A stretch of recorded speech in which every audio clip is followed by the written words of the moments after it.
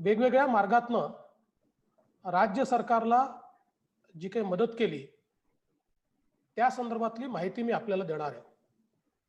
कारण सातत्याने महाराष्ट्रामध्ये एक वातावरण तयार करण्याचा प्रयत्न होतो की जणू काही केंद्र सरकार महाराष्ट्राला काही देत नाही आहे, महाराष्ट्राशी अन्याय होतोय आणि यातनं वारंवार खोटं विधान केलं की ते लोकांना खरं वाटायला लागतं।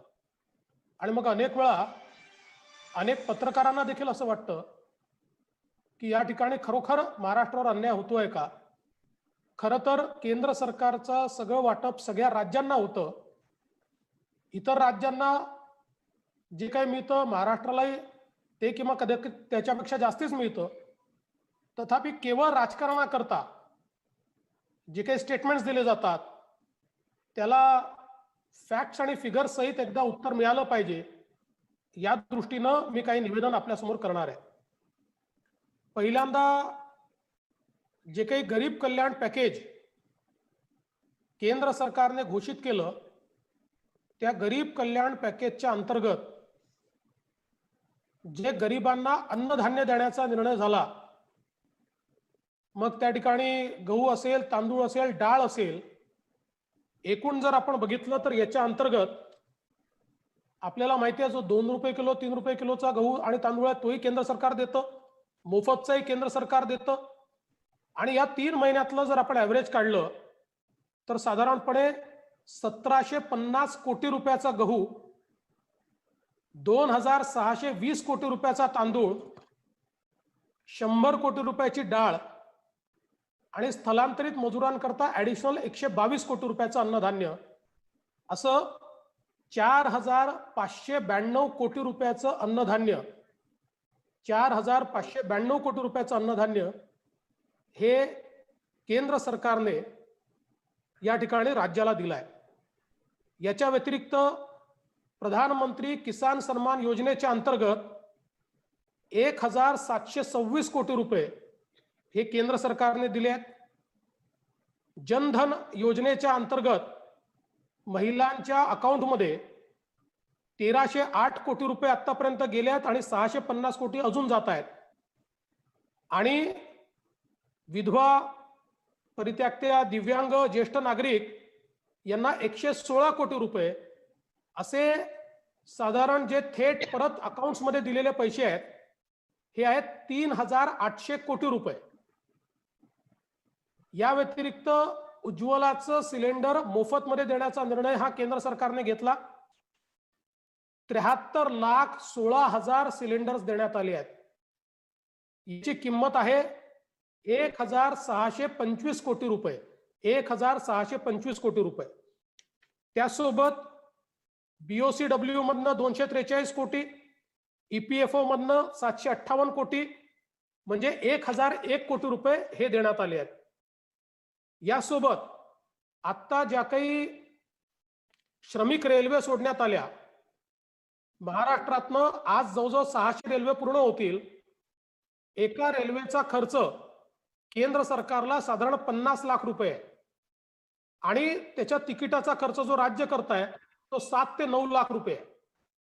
अशा रेल्वे करता 300 कोटी रुपये हे केंद्र सरकारने दिले। त्यानंतर SDRFच्या अंतर्गत 1611 कोटी रुपये दिले। हे 1611 कोटी कशा करता दिले तर जे माननीय मुख्यमंत्री साहेब नेहमी सांगतात की आम्ही लेबर कॅम्प्स लावले, आम्ही त्यांना 3 वेळचं जेवण, 2 वेळचं जेवण आणि नाश्ता दिला, या सगळ्या गोष्टीचे पैसे हे देखील केंद्र सरकारने दिलेले आहेत। SDRFच्या माध्यमातून मायग्रंट वर्कर्सचा खर्च असेल किंवा इतर सगळा खर्च असेल तो केंद्र सरकारने या ठिकाणी 1611 कोटी रुपये दिले आहेत। यासोबत हेल्थ करता आवश्यक बाबी खरेदी करण्याकरता म्हणजे केंद्र सरकारने साधारणपणे 10 लाख PPE किट्स दिल्या, जवळजवळ 16 लाख N95 मास्क दिले आणि याच्या व्यतिरिक्त राज्याला खरेदी करता यावी म्हणून जवळजवळ 448 कोटी रुपये दिले। याचा हिशोब जर आपण लावला तर SDRF आणि हेल्थला दिलेले जे पैसे आहेत त्यात 2059 कोटी रुपये। त्यासोबत डिव्होल्युशन ऑफ टॅक्सेस कारण मी मध्यंतरी एका मंत्री महोदयांचं ऐकलं की आमचे डिव्होल्युशन ऑफ टॅक्सेसचे पैसे मिळाले नाहीत. एप्रिल आणि मे महिन्याचे ॲडव्हान्समध्ये पैसे हे केंद्र सरकारने दिले आणि 5,648 कोटी रुपये डिव्होल्युशन ऑफ टॅक्सेसच्या अंतर्गत केंद्र सरकारने राज्याला ऑलरेडी दिलेले आहेत. आणि हे महत्वाचं काय तर डिव्होल्युशन ऑफ टॅक्सेस मध्ये केंद्र सरकारकडे जेवढे पैसे जमा होतात त्याच्यापैकी 41% राज्यांना जातात. त्यात प्रत्येक राज्याचा हिस्सा हा ठरलेला आहे. आता केंद्र सरकारकडे टॅक्सेसच आले नाहीत कारण इन्कम टॅक्स भरण्याकरता मुदत दिली, वेगवेगळ्या प्रकारचे टॅक्सेस भरण्याकरता मुदत दिली.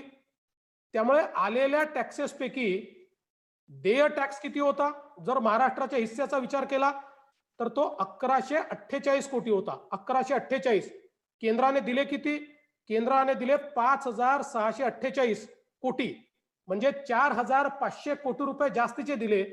कारण केंद्र सरकारने हा निर्णय घेतला की बजेट सादर केलं असताना किती टॅक्स येईल ही जी अपेक्षा केली आहे तीच गृहीत धरायची आणि त्यानुसार राज्यांचा ठरलेला हिस्सा द्यायचा.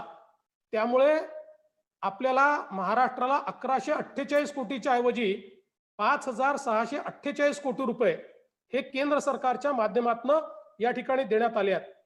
आतापर्यंत मी जो आकडा सांगितला याची बेरीज जर आपण केली तर तो 19,000 कोटी रुपये, मी काही आकडे ढोबळ करतो म्हणजे 19,005 कोटी वगैरे पेक्षा काही आकडे ढोबळ केले आहेत. 19,000 कोटी रुपये हे या मदतीच्या माध्यमातून महाराष्ट्र सरकारला केंद्र सरकारकडनं मिळाले आहेत.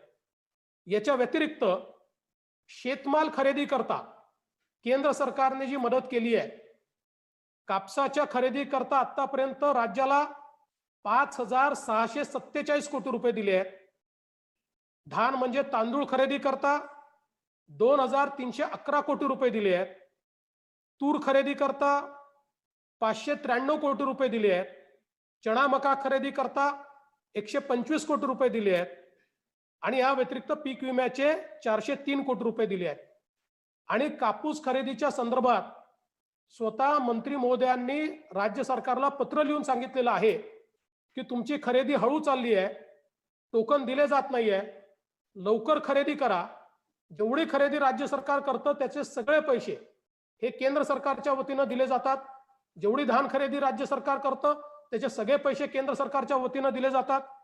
आता शेतमाल खरेदी करता आतापर्यंत दिलेल्या पैशाचा आपण जर हिशोब हा लावला तर हा 9,069 कोटी रुपये आहे. 9,069 कोटी रुपये म्हणजे आपण जर बघितलं आणि याच्या पुढे जशी खरेदी होणार आहे तसा परत पैसा राज्याला मिळणार आहे.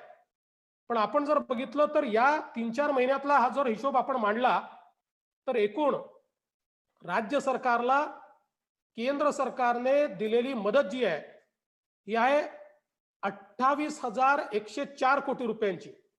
28,104 कोटी म्हणजे आपण ढोबळमनाने पकडलं तरी 28,000 कोटी रुपयाची मदत ही केंद्र सरकारने दिली आहे. आणि आपण जर हिशोब लावला तर कोरोनाच्या काळामधल्या महत्वाचे खर्च काय होते? महत्वाचे खर्च होते पीपी किट्स, N95 मास्क घेण्याचे, ते मास्कही दिले आहेत, त्याकरता पैसेही दिले आहेत. दुसरा महत्वाचा खर्च होता रेशनचा, ते रेशनचं अन्नधान्य सगळं केंद्र सरकारने दिलेलं आहे. तिसरा खर्च होता मायग्रंट लेबरचा, त्याचे पैसे देखील केंद्र सरकारने दिले आहेत. चौथा खर्च या ठिकाणी होता शेतमाल खरेदीचा, त्याचे पैसे देखील केंद्र सरकारने या ठिकाणी दिले आहेत. आणि म्हणून मोठ्या प्रमाणात केंद्र सरकारने पैसे दिले आहेत. आता एक प्रश्न जीएसटीचा या ठिकाणी येतो आणि सातत्याने मनात येईल ते आकडे जीएसटीच्या संदर्भात सांगितले जातात. जीएसटीचा नियम असा आहे की 2016 साली जे उत्पन्न होतं ते गृहीत धरून दरवर्षी 14% वाढ ही प्रत्येक राज्याला मिळाली पाहिजे. आणि तो जो आकडा आहे 5 वर्षापर्यंत म्हणजे 2022 पर्यंत तो जो आकडा आहे त्या आकड्यापेक्षा जेवढे कमी पैसे येतील तेवढे पैसे कंपेन्सेशन सेस म्हणून त्या राज्याला दिले जातात. हा कंपेन्सेशन सेस जो आहे केंद्र सरकारने काही गुड्सवर विशिष्ट टॅक्स लावलाय, तो सगळा टॅक्स हा कंपेन्सेशन किटीमध्ये जातो आणि त्यातनं जीएसटी काउन्सिल जी सगळ्या राज्यांच्या अर्थमंत्र्यांची काउन्सिल आहे, ही काउन्सिल त्यातनं हे कम्पेन्सेशन देतं. यावेळेस त्या कम्पेन्सेशन सेस मध्ये पैसे उरले नाहीत, कारण टॅक्सेस कमी आले, आपल्याला त्याची कल्पना आहे. तरीही केंद्र सरकारने पहिल्यांदा, म्हणजे कायद्यात हे बसत नाही, पण कायद्यात बसत नसताना देखील स्वतःच्या कन्सॉलिडेटेड फंडातनं पैसा देऊन या ठिकाणी नोव्हेंबर पर्यंतचे सगळे पैसे क्लिअर केले आहेत. आणि त्याच्यानंतरचे जे काही पैसे आहेत, आता ते पैसे कसे द्यायचे, कारण कम्पेन्सेशन किटीत पैसे नाहीये. याकरता जे सगळे आमचे अर्थमंत्री आहेत, यांची जी काउन्सिल आहे, ही काउन्सिल त्या संदर्भात निर्णय घेणार आहे. आणि साधारणपणे हा निर्णय असा असू शकतो की त्या संदर्भातलं कर्ज ही काउन्सिल घेऊन राज्यांना देईल आणि 5 वर्षाच्या ऐवजी 7 वर्षापर्यंत कम्पेन्सेशन वाढवलं जाईल. म्हणजे अशाही परिस्थितीमध्ये राज्यांचं कुठलंही नुकसान यामध्ये होणार नाही. आणि हे सगळे निर्णय हे केंद्र सरकार घेत नाही, हे सगळे निर्णय काउन्सिल घेते, ज्या काउन्सिलच्या माध्यमातून सगळे पैसे हे त्या ठिकाणी क्लिअर केले आहेत. आणि अगदी आपण डिसेंबर टू मार्च हा जरी आपण विचार केला तरी देखील राज्य सरकारची जी काही कम्पेन्सेशनची थकबाकी, कारण जो जीएसटी जमा होतो तो आपल्याला डायरेक्ट मिळतो, हे फक्त कम्पेन्सेशन आहे. ही जी काही कम्पेन्सेशनची थकबाकी असेल त्याच्या कैक पण जास्त पैसा हा केंद्र सरकारने राज्य सरकारला दिलाय, किंबहुना नुसते डिव्होल्युशन ऑफ टॅक्सेस मध्येच त्यापेक्षा जास्त पैसा हा राज्याला मिळालेला आहे. आता याच्या व्यतिरिक्त आपण जर या पॅकेजचा विचार केला, आता काही नेते असं म्हणतायत की विरोधी पक्ष नेते पॅकेज टाकतायत आणि मग राज्याकडे पैसाच नाही आहे, विरोधी पक्ष नेत्यांना माहिती नाही का? या संदर्भात केंद्र सरकारने अशा परिस्थितीमध्ये आपल्याला पैसा उपलब्ध करून देण्याची व्यवस्था केली आहे. आपल्या सगळ्यांना कल्पना आहे, दुसऱ्या महायुद्धानंतर संपूर्ण युरोप जे आहे हे धाराशायी झालं होतं, इन्फ्रास्ट्रक्चर गेलं होतं, सगळ्या प्रकारचे उद्योग संपले होते. त्यावेळी अमेरिकेने एक मार्शल प्लॅन दिला आणि या मार्शल प्लॅनच्या अंतर्गत या देशांना कर्ज मिळालं, उभे राहिले आणि त्यांनी कर्जाची परतफेड देखील केली. त्यामुळे अशा परिस्थितीमध्ये कुठल्याही सरकारजवळ आपल्या तिजोरीत पैसे नसतात, ते केंद्राजवळ नसतात, राज्याजवळ नसतात. अशा परिस्थितीमध्ये राज्यांना पैसे उपलब्ध होत नाही, कर्जही मिळत नाही आणि म्हणून त्याची सीमा वाढवून द्यायची असते. केंद्र सरकारने जीडीपीच्या 5% कर्ज घेता येईल अशा प्रकारचा निर्णय घेतला आणि एकूण राज्यांना, सगळ्या राज्यांना मिळून 10,69,000 कोटी रुपये हे कर्ज घेता येईल अशा प्रकारची व्यवस्था उभी केली. आता यातनं महाराष्ट्राला किती मिळू शकतात, तर महाराष्ट्राचा जीएसडीपी हा केंद्राच्या एकूण 15% आहे आणि त्याचा आपण हिशोब लावला तर या 10,69,000 कोटीपैकी महाराष्ट्र राज्य 1,60,000 कोटी रुपये मिळू शकतं, 1,60,000 कोटी. आणि हे 1,60,000 कोटी आपण दरवर्षी समजा 40 ते 45,000 कोटी रुपये हे कॅपिटल एक्सपेंडिचरवर खर्च करतो, तर ते जरी वगळले तरी देखील 1,20,000 कोटी रुपयाची फिस्कल स्पेस ही आपल्याकडे आहे. आणि हे कर्ज परत कसं होतं, तर आपण माहिती आहे की यापूर्वीही अशा प्रकारची कर्ज आली असताना जेव्हा राज्यांमध्ये अशी संकट आली, फायनान्स कमिशन त्याच्यावर तोडगा देतं, स्वॅपिंग ऑफ लोन करतं, ऋणभार कमी करण्याकरता योजना देतं. त्यामुळे ज्यावेळेस अशा प्रकारचे ऍडिशनल ऋण तयार होतात त्यावेळी त्याच्या संदर्भातला निर्णय फायनान्स कमिशन हे भविष्यात करत असतं. आणि या व्यतिरिक्त मुळामध्ये आपल्याकडे जो खड्डा पडलाय तो जीएसटी मुळे पडलाय, केंद्रात आणि राज्यात, कारण व्यवहार बंद आहेत. कदाचित टोटल असं समजू 6 महिने व्यवहार बंद पडले तर पुढच्या 6 महिन्यात तर जीएसटी येईल, पण 6 महिन्याचा जीएसटीचा जो खड्डा पडेल तो कर्जाच्या माध्यमातून उभा राहिल्यामुळे पुढचे जे कम्पेन्सेशनचे 2 वर्ष अधिकचे मिळणार आहेत त्या अधिकच्या 2 वर्षामध्ये आरामात तो भरून निघू शकतो. त्यामुळे मला असं वाटतं की या ठिकाणी राज्य सरकारने बोल्ड पावलं घेण्याची आवश्यकता आहे. आरबीआय जर आपल्याला परमिट करताय, केंद्र सरकार आपल्याला परमिट करताय, 1,60,000 कोटी रुपयाची फिस्कल स्पेस आपल्याकरता तयार झाली आहे. पंजाबनी तात्काळ कर्ज उचललेलं आहे. अनेक राज्य मार्केटमध्ये चालले आहेत. आपण देखील योग्य त्याचा विचार केला पाहिजे. सरकार आवडत असेल एवढं नाही घ्यायचं, तर जेवढं घ्यायचं तेवढं सरकारने घेतलं पाहिजे. पण अशा परिस्थितीमध्ये आमच्या जो पैसे नाही म्हणून आम्ही हे करणार नाही, आमच्या जो आम्ही पैसे नाही म्हणून शेतकऱ्यांना मदत करणार नाही, आमच्या जो पैसे नाही म्हणून आम्ही बारा बलुतेदारांना मदत करणार नाही, अशी भूमिका घेता येणार नाही. आपल्या आसपासच्या सगळ्या राज्यांनी, कर्नाटकनी, गुजरातनी, मध्य प्रदेशनी, अगदी काँग्रेस शासित छत्तीसगडने देखील योजना केली आणि ज्या योजनेतनं त्यांनी हा पैसा उपलब्ध करून दिलाय.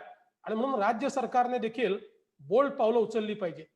याच्या व्यतिरिक्त केंद्र सरकारने वेज अँड मीन्स म्हणजे जे कर्ज नसतं, जो ऍडव्हान्स असतो आणि त्याच्यावर केवळ 4.4% व्याज द्यावं लागतं, याचीही मर्यादा आपल्याला रिझर्व्ह बँकेच्या मार्फत वाढवून दिली आहे. आणि त्यातनं आपल्याला 5,360 कोटी रुपये मिळू शकतात 4.4%, जे दर 3 महिन्यांनी आपल्याला रिन्युअल ज्याचं करावं लागतं. त्यामुळे वेज अँड मीन्सच्या माध्यमातून देखील कर्ज नाही तर ऍडव्हान्स रूपानं, म्हणजे जे आपल्या फिस्कल स्पेसमध्ये पकडलं जात नाही, आता या दोघांची बेरीज केली तर साधारण ढोबळपणाने 1,65,000 कोटीची 1,65,000 कोटी रुपयाची फिस्कल स्पेस ही महाराष्ट्राकरता तयार झालेली आहे, जी केंद्र सरकारच्या पॅकेजमधनं या ठिकाणी आपल्याला मिळालेली आहे.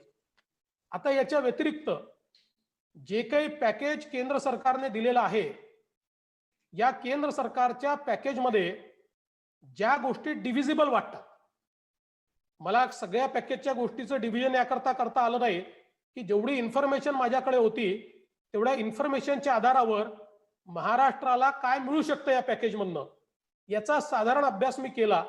यातले बरेचसे आकडे हे डिव्हिजिबल करता येत नाही, कारण समजा बँकांकडे 8 लाख कोटी आहेत, तर त्यातले नेमके आज महाराष्ट्रात किती येतील हे सांगता येत नाही. पण एमएसएमईचं पॅकेज आहे 3,70,000 कोटी रुपयाचं. आणि हे पॅकेज काय आहे तर 3 प्रकार आहेत. त्यात 3 लाख कोटी क्रेडिट गॅरंटीचे आहेत, 20,000 कोटी हे स्ट्रेस ऍसेटचे आहेत आणि 50,000 कोटी फंड ऑफ फंड आहे, ज्याच्यामध्ये इक्विटी आपल्याला मिळणार आहे.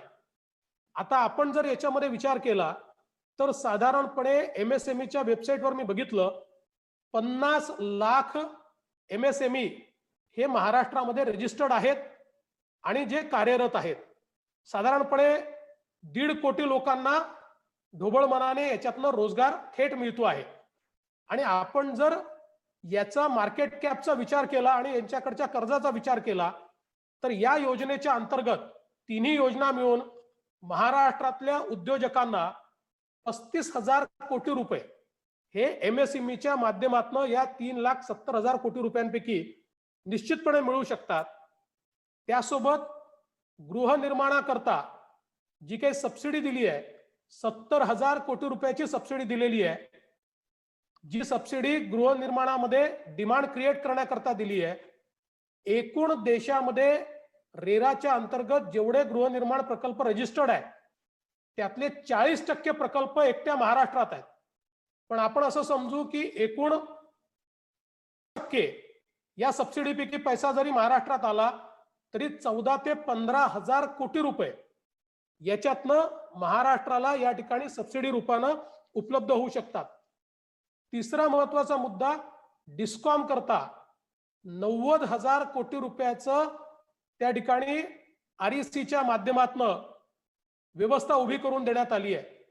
आणि राज्याची जी काही लेनदारी आहे, कारण या दिवसांमध्ये डिमांड कमी झालेली आहे, या दिवसांमध्ये बिलं भरण्यात येणार नाहीये, अशा परिस्थितीमध्ये राज्याच्या डिस्कॉम्सवर जो काही मोठ्या प्रमाणात त्या ठिकाणी स्ट्रेस येणार आहे त्याला मदत म्हणून हे पैसे देण्यात येत आहेत, ज्याच्यामध्ये महाराष्ट्राच्या डिस्कॉमला म्हणजे महाडिस्कॉम आपली जी कंपनी आहे महावितरण 9,000 कोटी रुपये हे या माध्यमातून या ठिकाणी उपलब्ध होऊ शकतात. नरेगाचा जर आपण विचार केला 1 लाख कोटी रुपये आता नरेगामध्ये ठेवण्यात आले आहेत. आपण गेल्या काही वर्षात नरेगाचा खर्च वाढवत 3,200 कोटी रुपयापर्यंत नेला आहे. पण अगदी आपण खूप वाढवू नाही शकलो, कारण आता मायग्रंट लेबर राज्यातला देखील गावोगावी गेलाय. आत्ताच जर आपण रजिस्ट्रेशन बघितलं तर ऑल इंडिया रजिस्ट्रेशन मध्ये 1.5 पटीने वाढ आहे. त्यामुळे नरेगाचे अगदी कमीत कमी आपण धरले तरी 5,000 कोटी रुपये हे आपल्याला मिळू शकतात. याच्या व्यतिरिक्त RIDF ची योजना, कॅम्पा एम्प्लॉयमेंटची योजना, स्ट्रीट वेंडरची योजना, यातनं 1,500 कोटी रुपये महाराष्ट्राला मिळू शकतात. फार्म गेट इन्फ्रास्ट्रक्चर ही एक अतिशय चांगली स्कीम केंद्र सरकारने आणली आहे. आणि ही कशा करताय? Primary agriculture cooperative society, FPO आणि ऍग्री स्टार्टअप्स आता या आणि ऍग्रिकल्चर एंटरप्रेन्युअर्स यांच्याकरता आता या चारही संज्ञांमध्ये सर्वात जास्त रजिस्टर्ड एंटिटीज या महाराष्ट्रामध्ये आहे. देशात सगळ्यात जास्त FPO आपल्याकडे आहेत, देशात सगळ्यात जास्त ऍग्री स्टार्टअप्स आपल्याकडे आहेत, ऍग्री एंटरप्रेन्युअर आपल्याकडे आहेत, ऍग्री व्हॅल्यू चेन आपल्याकडे आहेत. त्यामुळे हे जे काही 1,00,000 कोटी रुपयाचं या ठिकाणी पॅकेज आहे, यातनं किमान 10,000 कोटी रुपये महाराष्ट्र मिळवू शकतो आणि त्यातनं आपले संपूर्ण नेटवर्क जे आहे ते आपण उभं करू शकतो. यासोबत मायक्रो फूड एंटरप्राइज करता 1,000 कोटी रुपये या ठिकाणी आपल्याला मिळू शकतात. 10,000 कोटी रुपये याच्याकरता केंद्र सरकारने दिले आहेत. एनिमल हस्बंडरी इन्फ्रास्ट्रक्चर ज्याच्यामध्ये डेअरी असेल किंवा मग त्याच्यासोबत टॉप टू टोटल स्कीम असेल, बी किपिंग असेल, हर्बल कल्टिवेशन असेल, या सगळ्यातनं साधारणपणे 2,000 कोटी रुपये महाराष्ट्राला मिळू शकतात. असा जर आपण एकूण विचार केला तर या पॅकेज मधलं जे डिव्हिजिबल मला दिसत आहे, ज्याचा लाभ महाराष्ट्र घेऊ शकतो, ते 78,500 कोटी रुपये. आणि आपण एकूण जर हिशोब लावला तर मी पहिला आकडा जो महाराष्ट्राला ऍक्च्युअल मिळालेला आहे तो आहे 28,000 कोटी रुपये. धान्य स्वरूपात असेल किंवा कॅश स्वरूपात असेल किंवा डिव्होल्युशन मध्ये असेल. दुसरा आकडा मी सांगितला की जो महाराष्ट्राला फिस्कल स्पेस मिळाली आहे ती 1,65,000 कोटी रुपयाची आहे. आणि तिसरा आकडा मी सांगितला की पॅकेज मधनं जे डिव्हिजिबल मला दिसत आहे ते 78,000 कोटी रुपये. ढोबळ मनाने आपण जर याची गणित लावलं तर 2,70,000 कोटी रुपयाचं हे गणित या ठिकाणी होतं. आणि म्हणून महाराष्ट्राला केंद्र सरकार काही देत नाही, महाराष्ट्रावर अन्याय होतोय, अशा प्रकारचं जे सातत्याने सांगितलं जात आहे, ही आकडेवारी अतिशय स्पष्ट करते आहे की महाराष्ट्राला मिळत आहे, देशातल्या सगळ्या राज्यांना मिळत आहे. केंद्र सरकार आपल्याकडे किती टॅक्सेस येत आहेत याचा विचार न करता आता राज्यांच्या हाती पैसा आला पाहिजे याचा विचार करून या ठिकाणी हे सगळे निर्णय घेते आहे. आता राज्य सरकार किती बोल्ड निर्णय घेते. मग राज्य सरकारने सांगितलं आम्ही कर्जबाजारी व्हायचं का? कसं कर्जबाजारी होणार आहे? इतर राज्य जर घेऊ शकतात तर महाराष्ट्र का घेऊ शकणार नाही? ते कर्ज परत करण्याची जी काही स्कीम आहे ती देखील केंद्र सरकार देतं. त्यामुळे मला असं वाटतं की आता हे जे काही सातत्याने सांगण्यात येत आहे हे पूर्णपणे चुकीचं आहे. मी थोडक्यात हे हिंदीतही सांगून देतो, मग आपण प्रश्नोत्तर या ठिकाणी सुरू करू शकू. लगातार ये कहा जाता है कि केंद्र सरकार की ओर से महाराष्ट्र को कुछ नहीं दिया जा रहा है, इसलिए मैंने केंद्र सरकार की ओर से महाराष्ट्र को क्या दिया जा रहा है इसका हिसाब केंद्र सरकार की ओर से लिया है और उसको आपके सामने और जनता के सामने रखने का प्रयास करता हूं. गरीब कल्याण पैकेज के अंतर्गत जो हमारे गरीबों को अनाज देना था, गेहूं देना था, चावल देना था, दाल देनी थी, उसमें 1,750 करोड़ का गेहूं दिया गया, 2,620 करोड़ रुपए का राइस दिया गया, 100 करोड़ रुपए की दाल दी गई और माइग्रेंट वर्कर्स के लिए 122 करोड़ रुपया, ऐसा 4,592 करोड़ रुपए इसके अंतर्गत महाराष्ट्र को मदद मिली. प्रधानमंत्री किसान सम्मान योजना में 1,726 करोड़ रुपए मिले, जनधन योजना में 1,308 करोड़ मिले और 650 करोड़ और मिल रहे. विधवा, दिव्यांग और ज्येष्ठ नागरिकों के लिए 116 करोड़ रुपए मिले, ऐसे 3,800 करोड़ रुपए इसमें मिले. उज्ज्वला के अंतर्गत 73,16,000 सिलेंडर यानी 1,625 करोड़ रुपए मिले. BOCW और EPFO के अंतर्गत 1,001 करोड़ रुपए मिले. SDRF के अंतर्गत 1,611 करोड़ मिले. हेल्थ के अंतर्गत 448 करोड़ रुपए मिले. ट्रेन्स के लिए केंद्र सरकार ने 300 करोड़ रुपया खर्चा किया.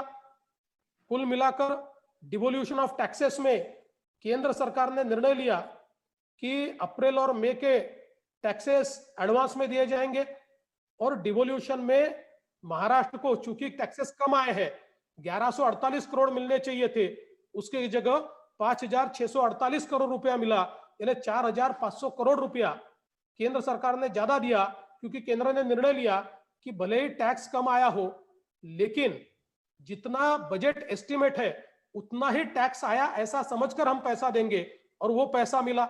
ये कुल मिलाकर हम देखें तो 19,000 करोड़ रुपया है।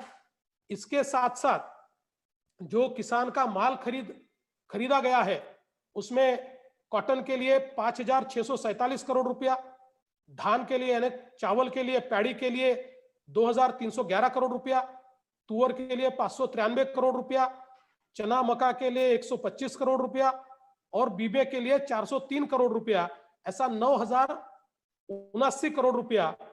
ऐसा कुल मिलाकर अगर हम ये देखें तो 28,104 करोड़ रुपए की मदद केंद्र सरकार की ओर से राज्य सरकार को की गई है।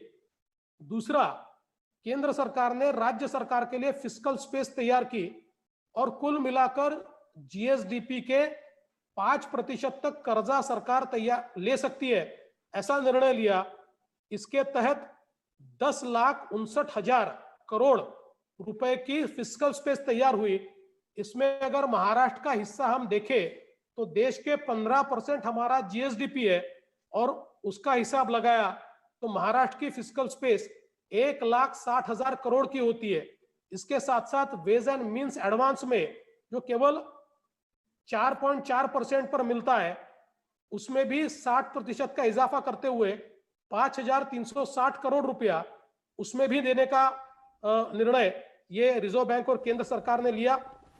और उसके साथ साथ जो केंद्र सरकार ने पैकेज दिया है, उस पैकेज में भी अगर हम महाराष्ट्र के एमएसएमई की बात करें तो एमएसएमई का जो 3,70,000 करोड़ का पैकेज है, उसमें महाराष्ट्र को